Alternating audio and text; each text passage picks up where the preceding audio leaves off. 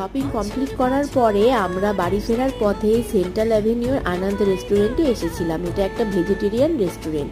তোমরা কারা কারা এই রেস্টুরেন্টে এর আগে এসেছো অবশ্যই আমাকে জানিও কমেন্টে। আর এই হচ্ছে মেনু কার্ডটা, তোমরা পজ করে দেখে নিতে পারো। মেনু কার্ড দেখে আমরা একটা ধোসা অর্ডার দিয়েছিলাম, কিন্তু ওটা শেষ হয়ে যাওয়াতে ওনারা এই রাবা ধোসাটা সাজেস্ট করলো, তো বেশ খেতে ভালোই ছিল। তারপরে মেনু কার্ডে দেখি টুটি ফুটি আইসক্রিমেরও অপশান আছে, আর আমাদের টুটি ফুটি আইসক্রিম সবার প্রিয়, তাই আমরা এটা অর্ডার দিয়ে দিলাম। খাওয়া দাওয়া তো বেশ ভালোই ছিল। আর এই রেস্টুরেন্টটাতে তো সবসময় খুব ভিড় থাকে, আজকে খুব একটা ভিড় ছিল না, তাই আমরা জায়গা পেয়ে গেছিলাম খুব তাড়াতাড়ি, বেশিক্ষণ ওয়েট করতে হয়নি। তারপরে আমরা বাড়ির উদ্দেশ্যে রওনা দিলাম।